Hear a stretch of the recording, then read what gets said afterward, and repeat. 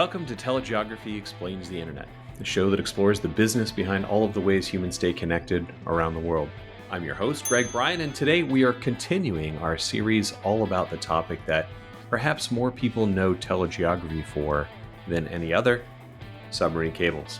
When submarine cables hit the mainstream media, it's often because they're down for one reason or another, particularly when they're located at a bottleneck that slows down or, in rare cases, even stops internet traffic for some people. My guest today presented a paper at SubOptic 25 detailing their study on global submarine cable maintenance and their recommendations for the industry. I have joining me Mike Constable, who is a principal at Infra-Analytics, and Alan Mauldin, research director here at TeleGeography. And they're going to discuss their paper and its review of cable faults, the readiness of the industry to fix the problems that we might have coming in the next few years. So, of course, we here at TeleGeography are big supporters of data-driven solutions. So their goal, as you're going to hear, was to present a common set of facts around the state of the industry for cable maintenance, from which the submarine cable industry can start to assess the situation accurately. You will hear all about their model, its inputs, and the conclusions they come to based on the study. They highlighted hotspots for cable faults and issues that might be particular to those choke points, and of course, what recommendations they have for all of the people involved in the submarine cable industry to handle these potential issues. But of course, before we get to the conversation, please like and subscribe the show. Find me on LinkedIn, find our guests on LinkedIn or wherever you can, and tell a friend to listen. Very much appreciate your support and always look forward to your comments and suggestions. Okay, enjoy the episode. Welcome to the show, Alan and Mike. Thank you. Thanks, Greg. Happy to be here again. It's been a long time. Yes. Yeah, absolutely. And Mike, your first time, so thanks for joining us all the way from Thailand, right? Yes, sunny Phuket. Yes. Nice. So it is evening for you, so I'll try to keep this to our timeline. But yeah, let's kick it off with just both of you introduce yourselves, kind of a quick background for the audience on who you are and what you do. Yeah, I'll go first, Greg. I'm Alan Mauldin. I'm a director of network infrastructure research at TeleGeography. Been here about 25 years now. And one area I focus on heavily is submarine cables. So, Mike? Okay. Hence today. Yeah, Mike. Yeah, hi. My name's Mike Constable. I've been in this subsea telecom cable business for about 30 years on both the investment side and the supply side. So, it's a small community. I know Alan very well. It's a pleasure to meet you.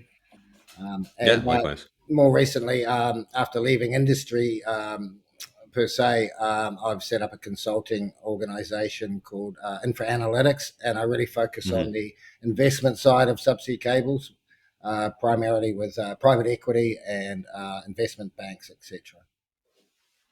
Excellent. And you have some history of collaboration with I don't work on submarine cables at all, hence us meeting for the first time here, but collaboration with Alan and his team on submarine cables at TeleGeography?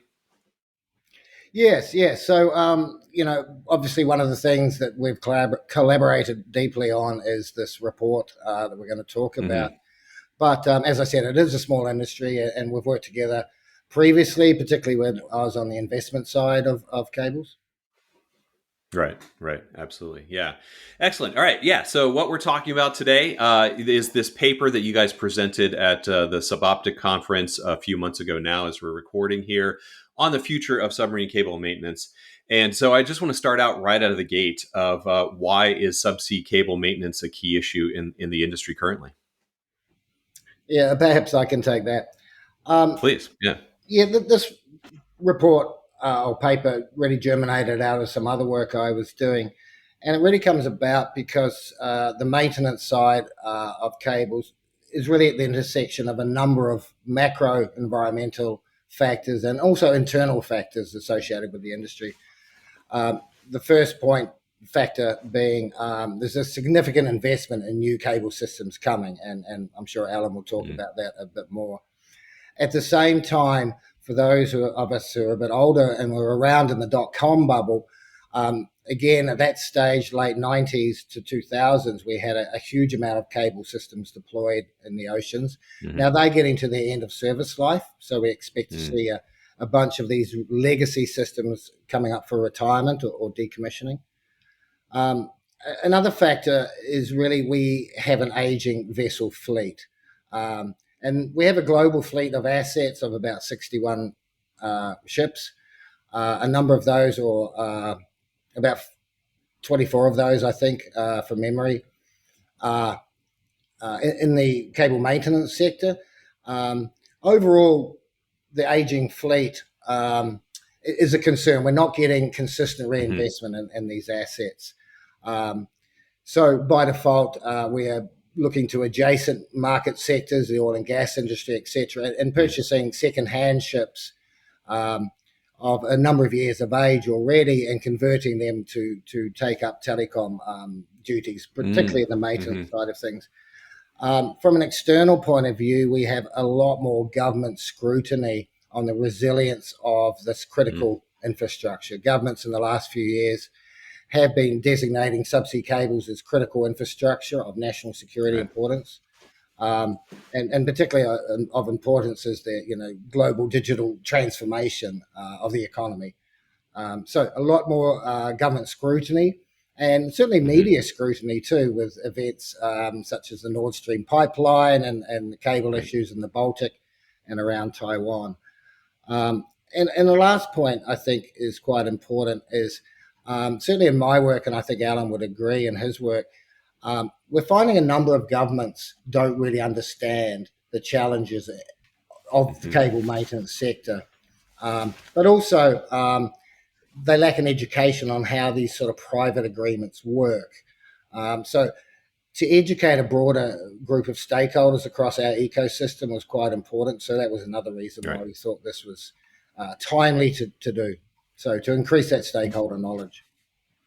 Yeah, that's really interesting. Your second and third points there, I can certainly say, whatever small part it might have been, I know that Alan and our colleague Tim Strong have certainly played a role in educating various government entities on the importance of this infrastructure as well as challenges facing it. So I think that's really interesting to hear that's sort of part of the specific purpose here. What were your specific goals? Like, what did you hope to accomplish by undertaking the study? As I understand from Alan, it was no small undertaking, not just like a presentation at a conference, but really months of work, right? Going into this. What did you both hope to get out of it? I think the key purpose was, in the context of all these challenges and factors that I just mentioned, it really was around getting a bunch of key industry stakeholders around a table with a common set of data-driven facts, as best as we know them, which comes from Alan's model, to look at and address the challenges that we are facing. So without that common set of facts, it's very hard to get a discussion going. So if we can get stakeholders sitting around a table with that paper and those facts in front of them, you've got a starting point for discussions, and I think that's pretty crucial. Alan, perhaps you want to chip in there too? Yeah, Mike, I think you're absolutely right. I think one of the key aims was to provide that basic set of facts we could all agree upon as an industry. I think the industry is quite aware there's an issue with the age of ships and is fully aware of that. But to present the data in a way that was able for everyone to see, this study is available for the public to look at. So, and I think not just the insiders, but as Mike mentioned, also the government to understand what's going on. What are these terms we're using? What is the state of play that's happening in the market overall? So the model task that we were assigned, it seems easy. Oh, just forecast the number of ships you need by 2040. That's easy, right? You got to kind of back out. How do you figure that out, right? So you got to go starting on the bottom, we had to figure out how many cables are we going to have in the water in the next 15 years. That's easy, right? Mm-hmm. Well, it's pretty challenging to figure out that we're having to figure out what drives the new builds, where are they going to be, which parts of the world. And then besides the new builds, you have, as Mike said, all these old cables. many cables are already 25 years old. Cables have a minimum design life of 25 years, so they're on the precipice of being turned off, you would assume, right? So you take out some old cables, you bring in some new ones. What's the net impact going to be over the next 15 years? That gives you a baseline of the kilometers. That's important because the amount of kilometers is how you charge for maintenance services, first of all, but also the more kilometers in the water, the higher chance of faults happening to the cables, right? So we had the kilometers, and then we tried to figure out from that, look at some data we got from Ocean IQ on historical rates of repairs in different parts of the world, had that kind of forecast out to the future to give us our repair rate. And then we could figure out from there with the data that Mike had on the maintenance vessels, where they are and how many days they're able to maintain cables and fix repairs, to connect repairs, to figure out how many ships at the minimum do we need to maintain the current service, and then going forward what we would require in the future. So that's roughly at a high level what we did. That's a pretty quick run through of the whole model, but yeah, that's how it works. No, that's great. The challenge there we also had it, and all credit to Alan and his team, is because we also had to break this down by region. Some regions, and maybe we can touch on this later, some regions have a greater number of repairs. Other regions have more or less cable ships to address those repairs. To understand all those dynamics in the market was a huge task, certainly in terms of modeling. The number of global repairs has been fairly flat the last decade or so, but our model ended up showing a bit of an increase in repairs by 2040, which might seem kind of odd, but if you realize most regions that we in the forecasts, they're pretty flat with repairs, but it's the Asian area, like the intra-Asia, where you have it's shallower waters, a lot of fishing, other issues happening there. So it's currently where there are the most faults. And with all the cables coming in there, we do think there could be more faults happening there in the future. But trying to forecast faults is a pretty challenging thing to do, for sure. Yeah, absolutely. Mike, I really like the way that you phrase it, that, it's well known in the industry that there's an issue here. You need to sit down with like a set of objective facts, right? And actually figure out like where to start from. I think, coming from my end of the telecom world, which is much more kind of the tech end, if you will, right? So it's become a cliche to say there's a solution in search of a problem, right? I like this approach of really breaking it down and saying exactly what do we need and how can we think about that going forward, rather than kind of just going out first and saying what could we do to mitigate this. You have to first understand very well what exactly we need to mitigate, where, how, etc. So on that note, sorry, yeah, please. I can just add there. I mean, I think it's important for people to understand we didn't do this in isolation. We did have a great deal of outreach to industry and to governments to get their feeling and thoughts on the challenges that we're facing. So there was a lot of input and collaboration from the industry. So Alan and I weren't working in isolation on this. There was a massive amount of input. Yeah, that's a great point. So on that point then, you've talked, especially Alan here, a little bit about exactly what factors were going into what kind of data you were collecting. Can you just give us a little bit more of the nitty gritty of, when you're going to create this model, what kind of survey data kind of were you doing? Who was participating in this? What parties did you need to get data from, that kind of thing? Yeah, sure. So what I discussed originally was the model we developed for the kilometers and the fault and the vessel requirements. And that was through a discussion with network operators who are building the cables, the suppliers who understand the capacity of cables in the future. That's a key area to understand how many cables you're going to need, because how much bandwidth they're going to carry. So that was one angle we looked into as well. And then Mike spent a lot of time talking to the maintenance providers themselves to understand, the number of days to conduct repairs, for example, things like this. The other angle, which we didn't touch on yet, was that also our colleague Greg Lane Burnett helped us with a lot heavily, was on this survey we did of the industry. And we did a survey asking people about a wide variety of questions about the maintenance industry, factors that they wanted to see change, things that were good. What role should the government have? Would they be willing to pay more for maintenance services? So all of that survey, those findings help to really play into the result to give it more of a grounded feel for what the industry is actually thinking, not just, as Mike said, me and him and Lane sitting in a room just trying to make this up without any advice from the outside world. So we really did a good job of reaching out. I think it was over 60 different entities who gave a response to the survey, and that's we heard from I think every maintenance provider, the hyperscalers, carriers, a large number of governments as well. So this really was like an industry collaboration, ultimately.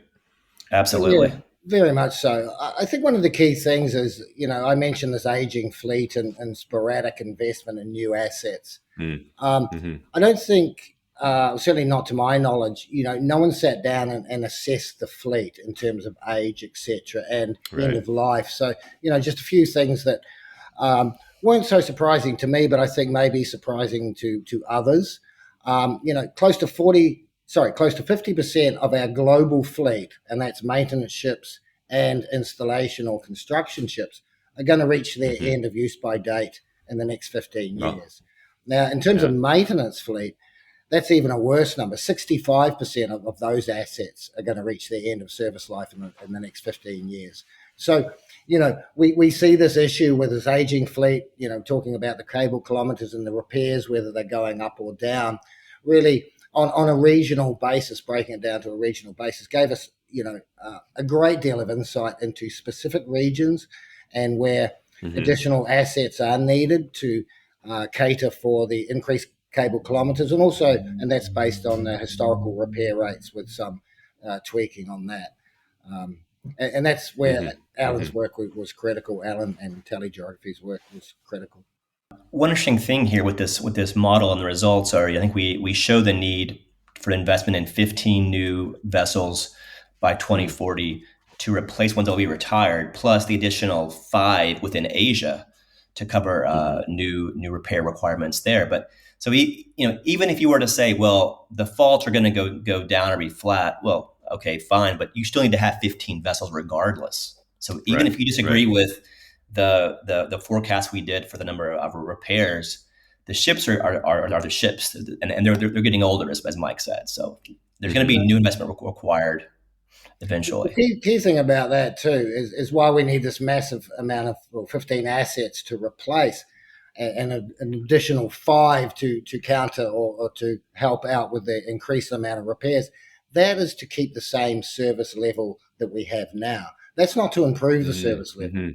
And, particularly in Southeast Asia, which Alan mentioned, which is a higher rate of faults, about 50% of all global annual faults occur in the South China Sea region.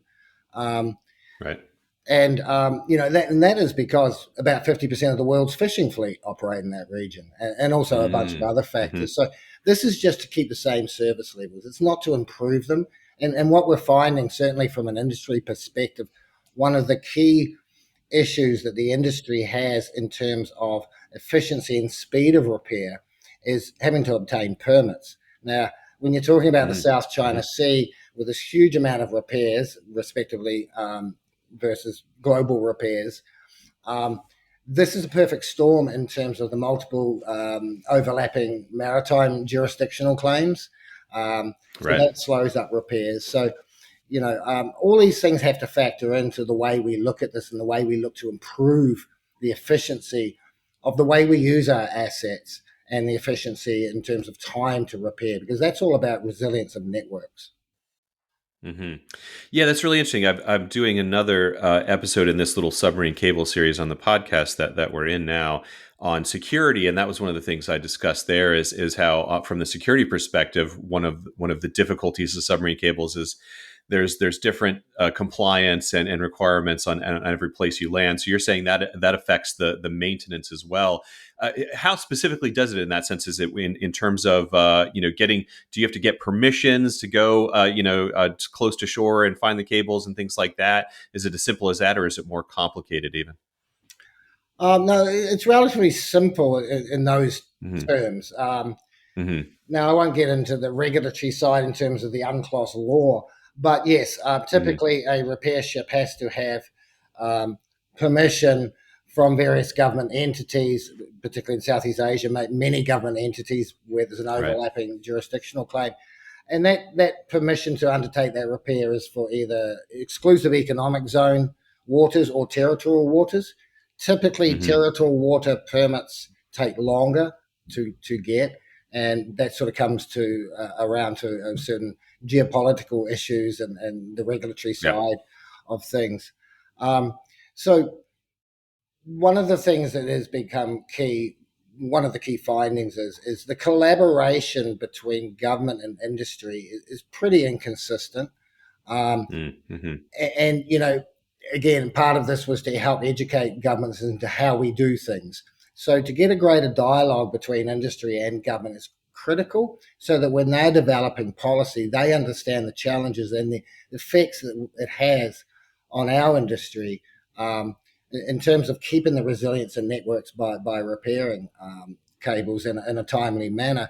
And I think a lot of the product of that is the fact that the industry moved from quasi-government ownership and control in the late 80s, early 90s through the telecom deregulation era into private hands. And, there's kind of been a period of benign neglect from those days until, perhaps 5 to 10 years ago when government started. They say it's not our problem anymore, private industry, you take care of it, right? Exactly. And now suddenly, hang on, these are critical infrastructure for our nation, for security purposes, and we don't really know what's going on. That dialogue and collaboration between industry and government needs to deepen. I think that was a key finding that we found. Yeah, absolutely. Especially, like you said, in South China Sea, Southeast Asia in particular, it's so fractured. Both the physical geography and the political geography are extremely fractured compared to other regions. So I'm sure that's why that's a major hotspot kind of challenge area. Are there other hotspot areas that you identified geographically around the world? I know one that comes up in the news as a not a lay person, but not a submarine cable expert, of course, would be getting across into the Mediterranean Sea, past a lot of geopolitical hotspots, right, that have been in the news, right? Anything to highlight there or other regions? Yeah, I think you're correct in that. The industry has certain choke points where this infrastructure is deployed. The Red Sea is certainly one of those. There has been a choke point between Taiwan and the Philippines. And if we go back many years, we had a major issue there where a number of cables were cut due to subsea landslides, etc. The way the industry is looking at deploying new infrastructure is to build resilience into the global network and a lot more diversity and redundancy. And given the fact that, we have some history and understanding of the seabed regions around the world and certainly the fault rates, we are looking to deploy infrastructure outside of those sort of choke points and those hotspots, if you will. We should also add, who is doing this building is a pretty key aspect of this as well. I mean, most of the new cables are being funded by, it's heavily two companies. It's Google and Meta, right? And so as they increasingly account for a larger share of the cables in service, whether or not they built them themselves or they are the largest owner of a consortium cable, they have a bigger interest in what happens in the maintenance sector. And you see some of the traditional carriers having less of an interest, less of a say. And as those cables get turned off, those cables kind of go away. So you're seeing a shifting of really who is holding the control of the direction of the industry, certainly for the next 15 years. Right, which is a change that has implications far beyond our conversation here, even, right? So, yeah, absolutely, yeah. Just so that we can hit this, because I know that my subcable colleagues who get invited on major media like CNN or whatever, it's usually on this topic, right? Those of us in the industry know that the actual threats to submarine cables are by and large fishing, right? You mentioned underwater landslides, things like that. I actually had on Mike Clare and Izzy O a couple of years ago talking about the physical sort of dangers to submarine cables. it always hits the news when they think that it's a terrorist oriented or sort of geopolitical issue. How likely did you find that to be a problem in doing this study in your model? And can we sort of lay out the likelihood of threats here, if that makes sense? Certainly, in terms of the way the governments are looking at this, whether it's multilateral institutions like the EU or individual governments, there's a lot more focus on maritime domain awareness and the risk assessments around that. So that includes all critical infrastructure, but a number of other issues, anything to do with the maritime sector, if you will, so that whether it's people trafficking or smuggling, etc. And what we're seeing with those risk assessments, they are now including cables into those broader MDA or maritime domain awareness programs and security analysis, I think. And by default, they are also looking at the supply chain resilience. So it's all about network resilience. And, certainly the US government has initiated, a trusted networks initiative, which a number of other countries have signed up to. There was a statement that came out of the last UN annual general meeting in New York called the New York Principles. But what we're seeing now is governments now moving from a trusted networks perspective to a trusted ecosystem perspective, and that wraps in the cable maintenance aspect.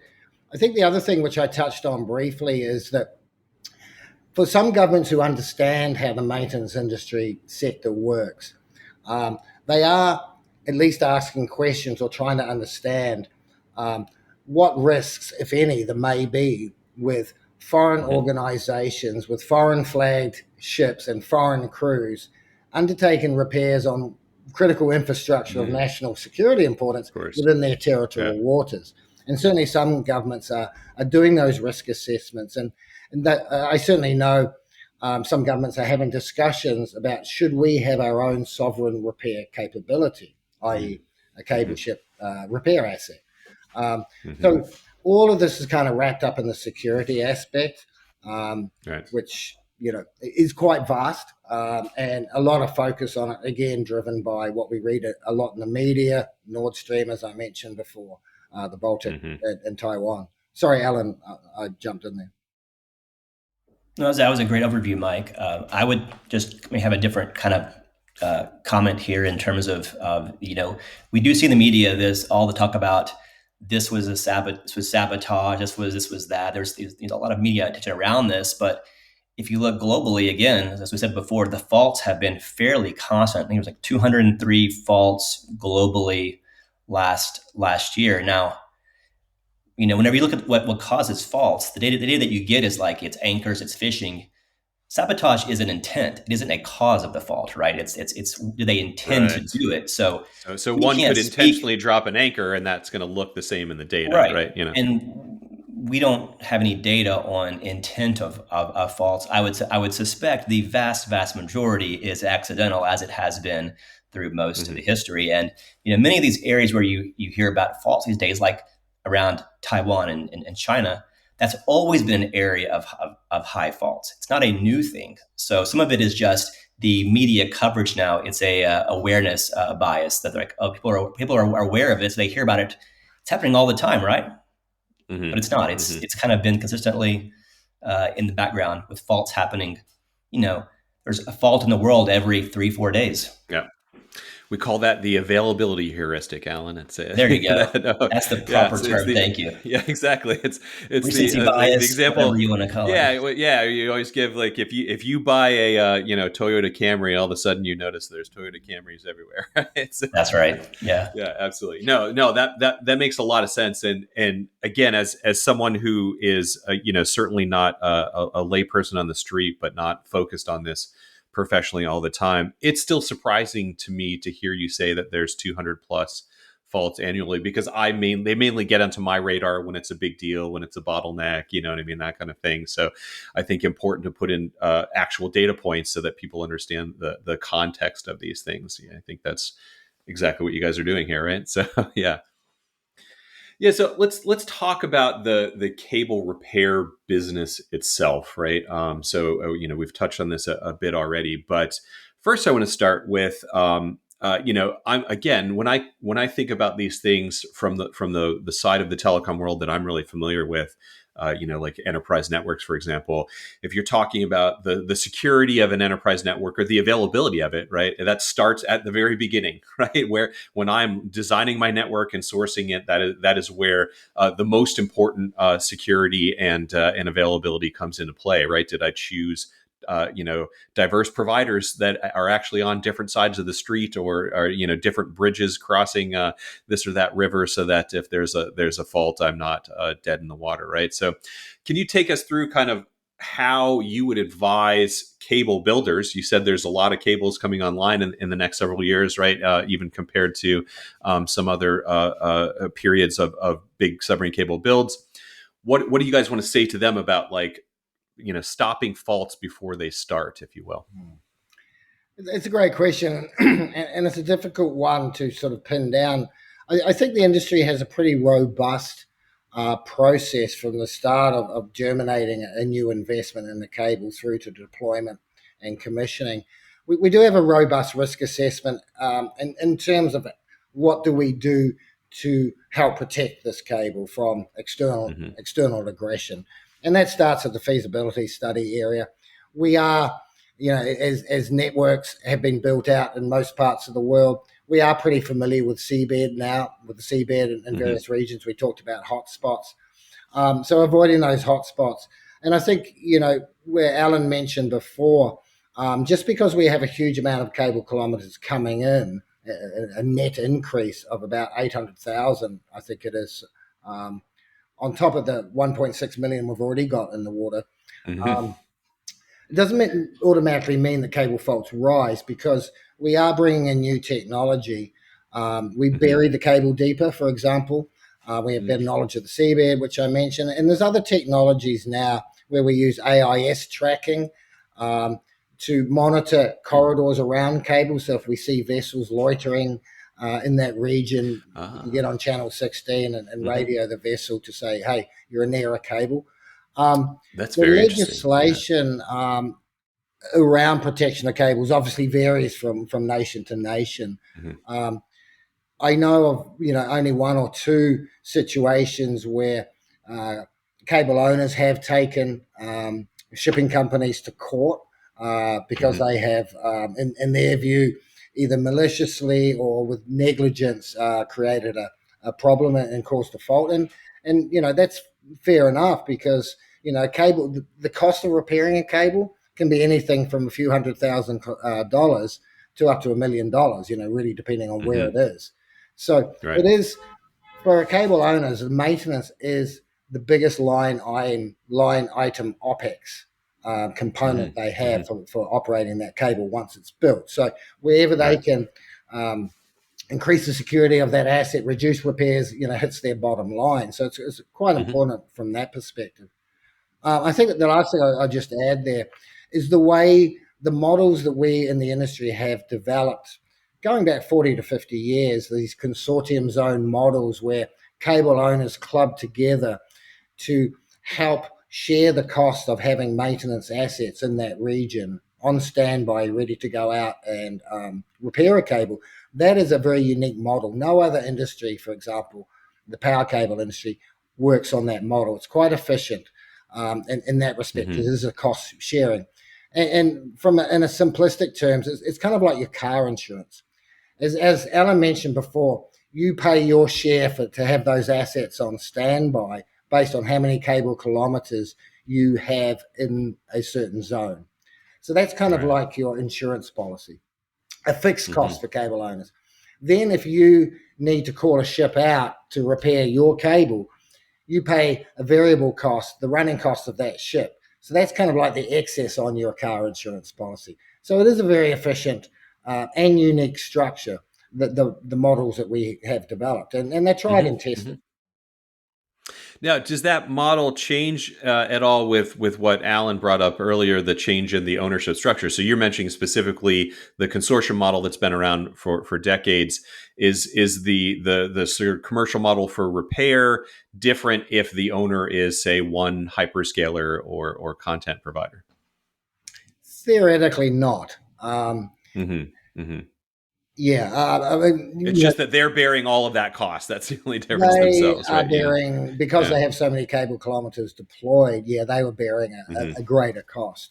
That's for sure. Hmm. So, one of the things I mentioned earlier was part of the study was to look at those models. Are they impacting the fact that we're not seeing steady investment in new assets? Are the economics of those Hmm. models working for the industry to allow and facilitate investment in new assets? Um, Right. so, because I can certainly see, and I think the study will show that we have an inefficiency in the way we use these assets. We do have Hmm. competing models. Um, I talked about the consortium model. We have a similar sort of model, operates in a very similar way. It's called a private zone. And these overlap. So competition is good and healthy in any industry. But the competition Right. structures we have between these different models or different zones, similar models, that competition is based on overlapping boundaries and cost. And that's just a drive to the Hmm. bottom line. It's not based on service Right. quality. So, one of the key things that we highlighted in this report was look, let's relook at the way we um, compete in this space. Not to say competition is Hmm. bad, but let's look at a way we can restructure the competition dynamic and structure to drive more efficiency into this sector.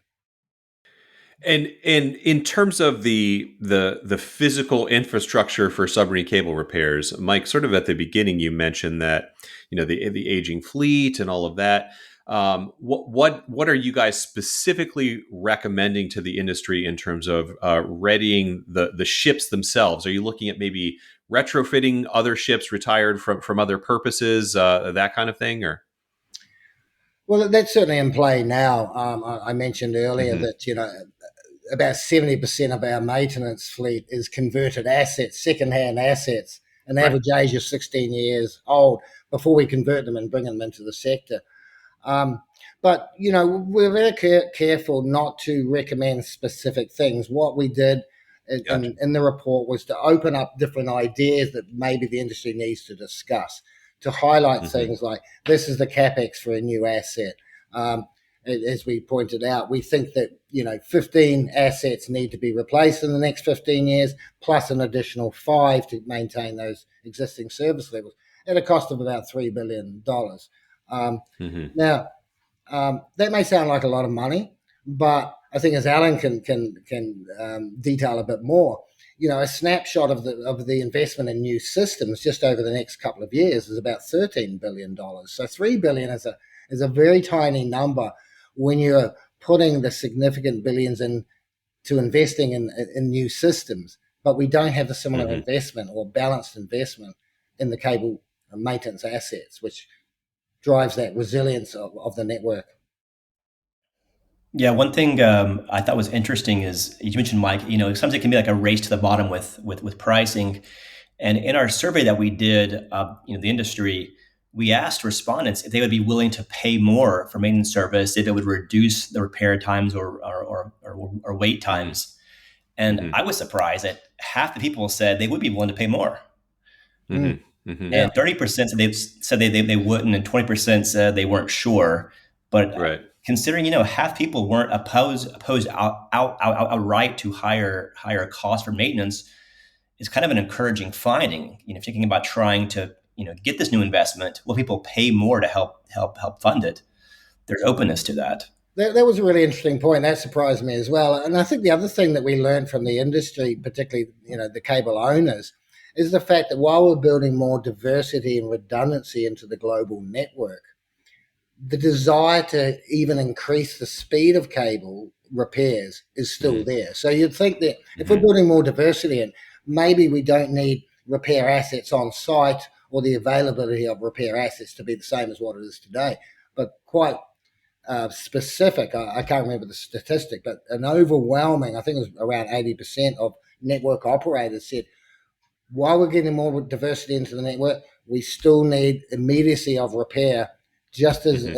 as much as it is now, if not greater. Hence, Alan's point on people willing to pay more to have a faster repair solution. Yeah, that I find that really interesting. I mean, there's very few cases, right, where a submarine cable outage really makes a whole city or region dark. It's all a matter of switching to other cables, but being willing to have your cable come online as quickly as possible, even if that costs more, I think is fascinating.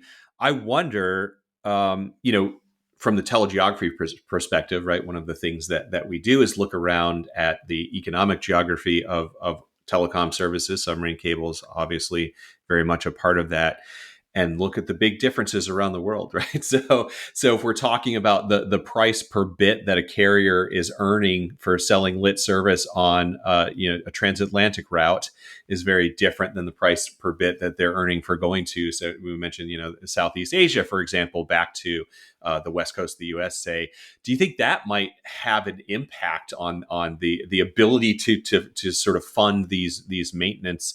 Or do you think that the economies of scale in the transatlantic might work out, so it's not really something that they're not going to be slower to repair in the transatlantic, say, maybe? Yeah, I mean, all the investment in the Atlantic is by hyperscalers. It's not by Right. any Right. carriers. So the price of a 100 gig wave right now doesn't have any bearing in those investments. I don't believe. Right, it's being driven Hmm. by the Hmm. the inter data center capacity Yeah, requirements of the massive demand hyperscalers. between Europe and the U.S., and so that's Right. just I mean, hmm the cost of cables varies by how long they are generally in the right. capacity, the number of landings, but the length is a primary determinant of the overall cost of cables. But I think for the cost of the maintenance, I mean, Mike knows more about this than I do.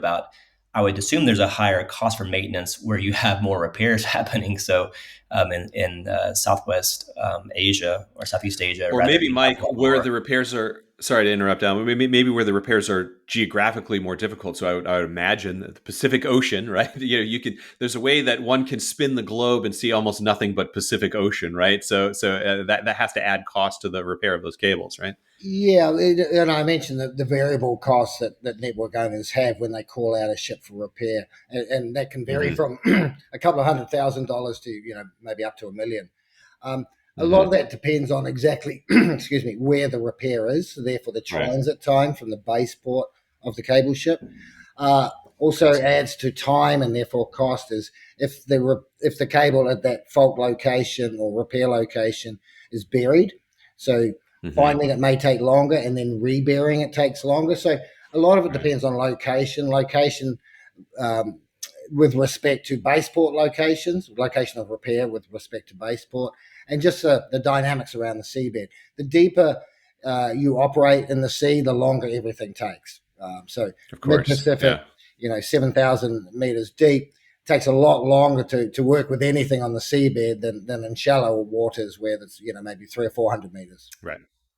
But Now, it's worth mentioning correct me that if I'm wrong. the vast majority of faults are in the Right. shallow water. That's Like there's that's, very that's what I was going to small ask. Yeah. Yeah. share Yeah. is in Yeah. the deep sea, right? Yeah, good point. you know, yeah, certainly there's some geologic features at mid sea that might cause faults, but for the most part, people are fishing pretty close to the shore and things like that, right? So, yeah, Yeah, correct. Yeah. interesting. Yeah, excellent. All right, so this has been really fascinating. I've learned a lot. I wonder if you guys could maybe sort of close us out with just a couple of things. Just first, how when you presented this at SubOptic, a lot of people have had the chance to see it now over the past several weeks. What has been the reaction from the industry? What kind of feedback have you gotten? What I've heard, Greg, so far has been pretty positive feedback. People like that it was done in a impartial way, that we sought the input from the industry at large, and the data is all available for anyone to look at. So you can download the paper from our website or also from the SubOptic site as well. You can see the entire study. It's like 100 pages almost, right, Mike? I forget how big it Hmm. is, but it was a lot of pages there. You can have a look at that yourself. Yeah, so just to add to what Alan's saying, yeah, I mean, I've spoken to some of the key stakeholders that were behind helping to sponsor this study because it was Hmm. sponsored by SubOptic and a number of other organisations.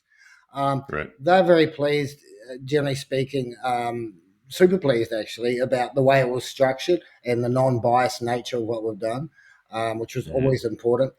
As Alan said, the fact that we collaborated with industry and sought their opinions. I've also spoken to certainly one government who were very interested in receiving this report, and I've had a few follow-up calls with them. They're trying to understand their region a bit more and how they can Hmm. help in their region. particularly when it comes to whether it's government support to help invest in new assets because perhaps the economic models aren't what they should be right now to allow that investment. So yeah, I think across the board, from an education perspective and from a broader stakeholder perspective, I've only got really, really good comments from that. Mm-hmm. I mean, obviously, I'd like to hear negative comments or areas where we Right. could have improved, but bottom line is it was about 5 months of our life in this, and there's so much more we could have done.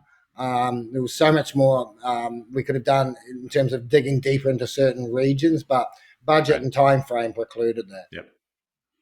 Every project, that's my comment at the end. So I can now envision the project that I could have done if I had the resources, right? Yeah. But yeah, and it sounds like you've gotten not just feedback of like, hey, we like this, but some has spurred folks to try to get into gear, which I think is the real goal, right? And so that finally, guys, I just want to close out from both of you if you have anything to share here on just I always tell my guests all people consuming media now have so much input. It's always useful to repeat yourself. So at the risk of repeating yourselves, but just give me the real key takeaways that if as you're wrapping up, you want folks who are either in the submarine cable industry or a lot of our listeners are just in the general telecom industry, but they're impacted by these kinds of things, right? If you're planning a network for anybody that's across more than one country, it usually involves a submarine cable, right? So what do you want folks to really walk away from this 5-month endeavor that you guys undertook? That's tough. How do you distill 5 months of your life into a 5-second clip? I don't know, Greg. You can make it 30 seconds if you like. So that's yeah. I mean, I think from my point of view, it was my first time to get involved in the cable maintenance sector. So I think for somebody who's not necessarily familiar with the sector, the paper is a good way to kind of get some basic understanding of what's happening and how it works. And so I think to people who maybe aren't the experts in the industry would get some value out of learning about this. So I think for an educational point of view, please read up on it. And if you have any questions, you can always reach out to Mike or myself, and we'll be happy to talk to you as well. Absolutely. Yeah, just add to that, at the risk of repeating myself. I mean, as I said, with more government scrutiny, I think we are at risk, and we're already seeing it, to be honest, of greater regulation on the maintenance side. And we're already seeing that coming out of the States just in the last couple of weeks.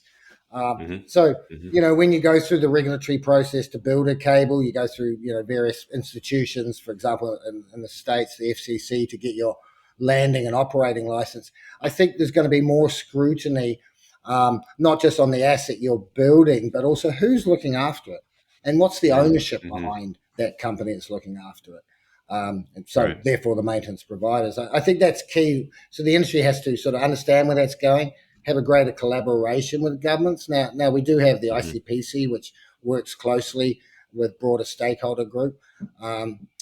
So more scrutiny from the government will lead to more regulation. We have to adapt to that, but also have that collaboration so we can input into the policy, or at least have a dialogue about the policies that governments are bringing out.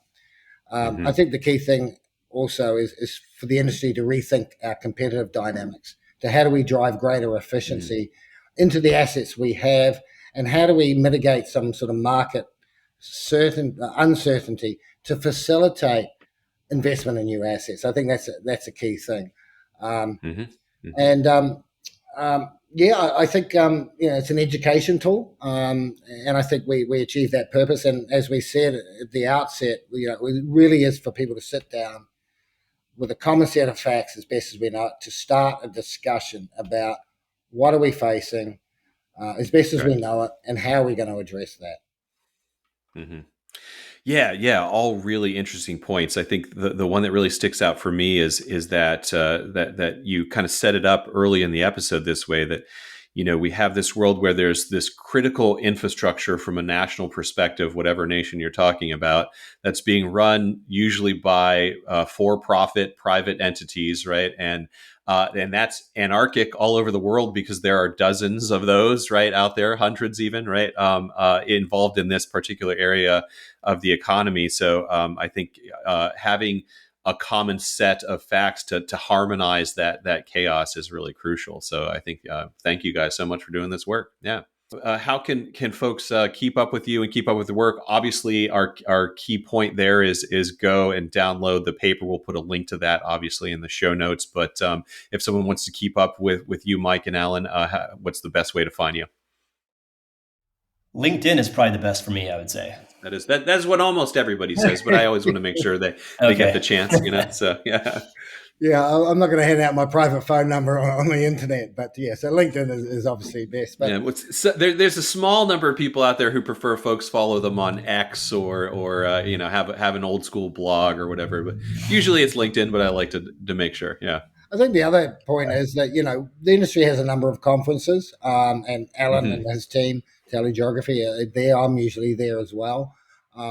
And what we're seeing at these conferences, a broader stakeholder group of people are coming in, not just people from the industry. Certainly more governments are attending to understand this sector. Yeah, excellent. Yeah, so there's a lot of different stakeholders that might find value from these events beyond the traditional kind of carriers and whatnot. Yeah, absolutely. Excellent. All right. Thank you so much, guys. This was really great and informative. And just encouragement to listeners to download the paper and reach out with additional thoughts and questions. So, yeah. Cheers. Thank you. Thanks, Greg. Thanks for listening. TeleGeography Explains the Internet comes from the experts here at TeleGeography. It's edited and produced by Jane Miller, and it's hosted by me, Greg Bryan. And I also wrote that theme song you're listening to right now. To learn more about our data, jump over to telegeography.com, and we'll see you on the internet.